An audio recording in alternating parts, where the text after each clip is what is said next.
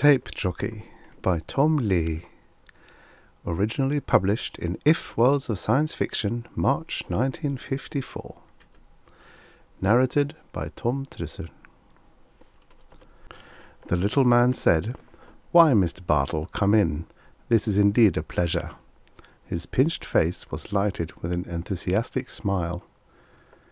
"You know my name, so I suppose you know the bulletin sent me for a personality interview," the tall man who stood in the doorway said in a monotone as if it was a statement he had made 1,000 times, which he had.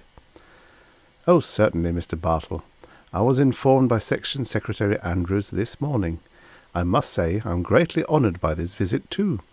Oh, heavens, here I am letting you stand in the doorway. Excuse my discourtesy, sir. Come in, the little man said, and bustled the bored Bartle into a great room.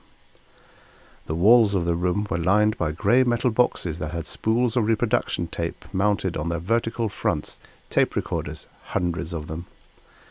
"I have a rather lonely occupation, Mr. Bartle, and sometimes the common courtesies slip my mind.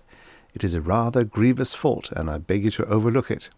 It would be rather distressing to me if Section Secretary Andrews were to hear of it. He has a rather intolerant attitude towards such faux pas. Do you understand what I mean? Not that I'm dissatisfied with my superior, perish the thought, it's just that—" "Don't worry, I won't breathe a word," the tall man interrupted without looking at the babbling fellow shuffling along at his side. "Mr. Pettigil, I don't want to keep you from your work for too long, so I'll just get a few notes and make up the bulk of the story back at the paper."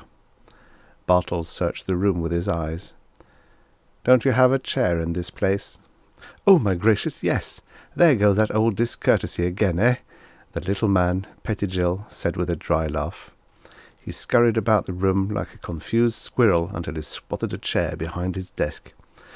My chair for you, Mr. Bartle." Again the dry laugh. "Thanks, Mr. Pettigil." "Arthur, call me Arthur. Formality really isn't necessary among mid-echelon, do you think? Section Secretary Andrews has often requested I call him Morton, but I just can't seem to bring myself to such informality. After all, he is sub-prime echelon. It makes one uncomfortable, shall we say, to step out of one's class?" He stopped talking, and the corners of his mouth dropped quickly, as if he had just been given 1 minute to live. You are only mid-echelon, aren't you? I mean, if you are sub-prime, I shouldn't be—" "Relax, Mr. Pettigil.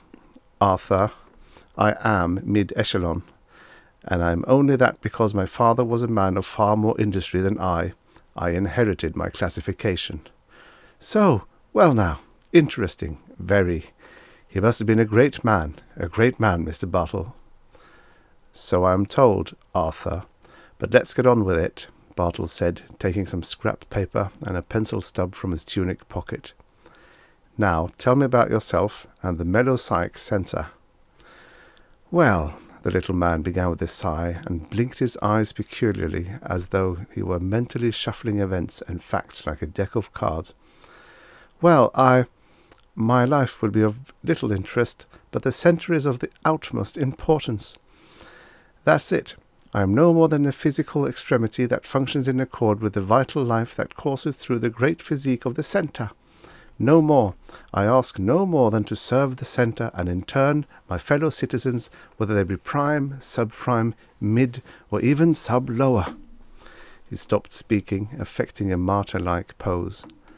Bartle covered a smile with his hand. "Well, Bartle, as you know, the centre, the melopsych centre, a thoroughly inadequate name for the installation, I might say, is the point of broadcast for these many taped musical selections contrived by mass psych as a therapeutic treatment for the various echelon levels. It is the great psychiatrist, the father confessor. For where can one bare one's soul or soothe one's nerves and disposition frayed by a day's endeavour better than in the tender yet firm embrace of music?" Bartle was straining to follow the train of thought that was lost in the camouflage of Pettigil's flowery phraseology. "You see all about you these many recorders, Mr. Bartle?" Bartle nodded.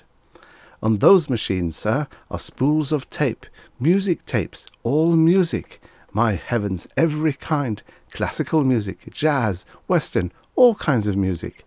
Some tapes are no more than a single melodious note, sustained for whatever length of time necessary to relax and please the echelon level home it is being beamed to.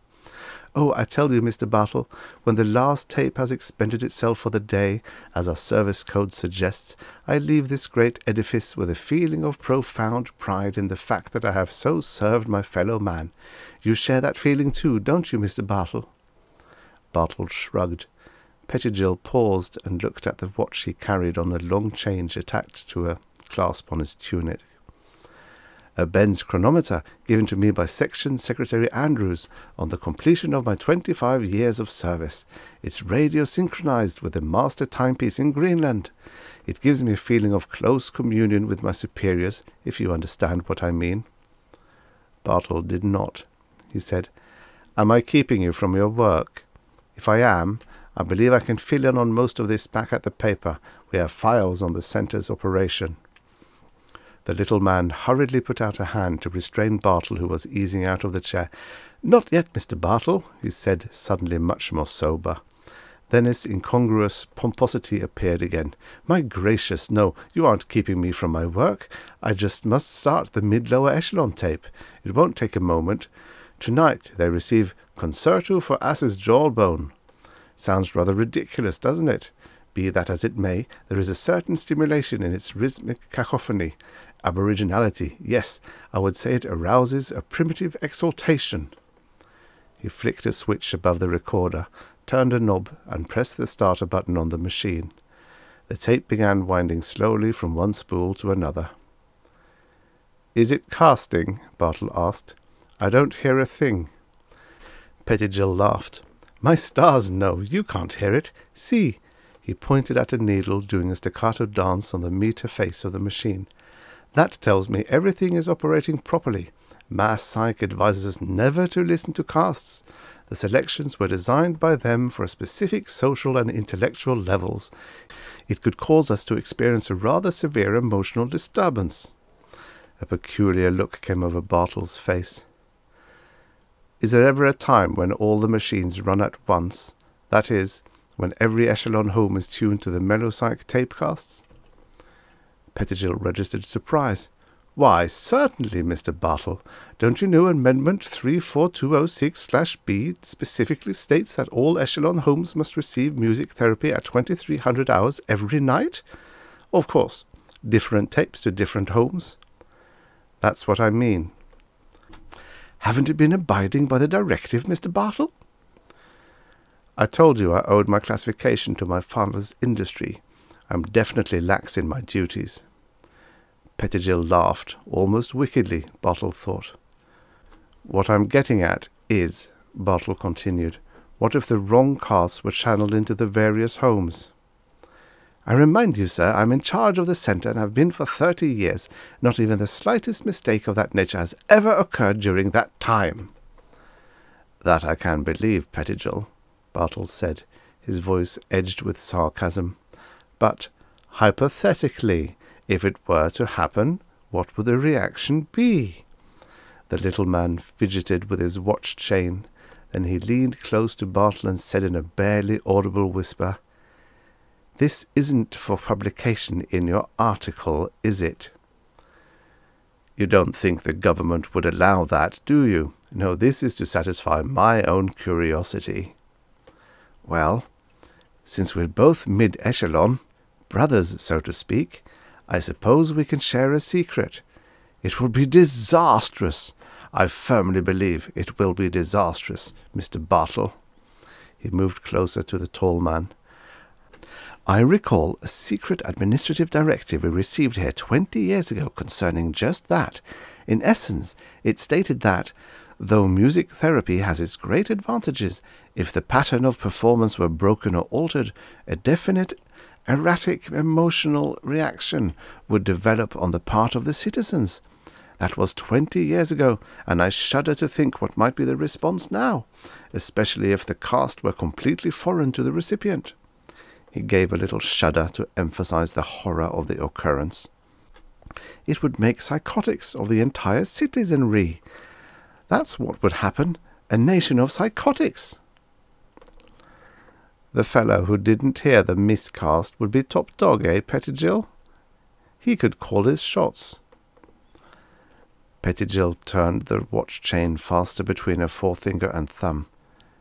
No, he'd gain nothing, he said, staring as though hypnotized by the whirling gold chain. It would take more than one sane person to control the derelict population. Perhaps two, he mumbled. Yes, I think perhaps two could. You and who else, Pettigill?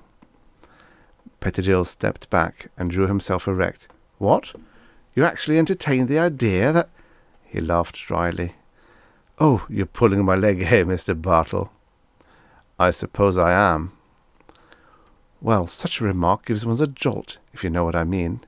Even though we are speaking of a hypothetical occurrence, we must be cautious about such talk, Mr. Bartle. Although our government is a benevolent organization, it is ill-disposed towards such ideas. He cleared his throat. Now, is there anything else I can tell you about the centre? Bartle arose from the chair, stuffing the scrap paper and unused pencil back in his pocket. Thanks, no, he said. I think this'll cover it. Oh, yes, the article will appear in this Sunday's edition. Thanks, Pettigill, for giving me your time. Oh, I wish to thank you, Mr. Bartle. Being featured in a bulletin article is the ultimate to a man such as I, a man whose only wishes are to serve his country and his brothers. I'm sure you're doing both with great efficiency, Bartle said as he apathetically shook Pettigill's hand and started towards the door. A moment, Mr. Bartle, the little man called. Bartle stopped and turned. I perceive, Mr. Bartle, you are a man of exceptional ability, Pettigill said and cleared his throat. It seems a shame to waste such talent. It should be directed towards some definite goal. Do you understand what I mean? After all, we're all brothers, you know. It would be for my benefit as well as yours. Sure, brother, Bartle snorted and left. He started for the paper office, but decided to let the story go until morning. What the hell, he had a stock format for all such articles. The people were the same, selfless, heroic type, citizens working for the mutual good of all. Only the names were different. And yet, this Pettigill had disturbed him. Perhaps it was something he had said that Bartle could not remember.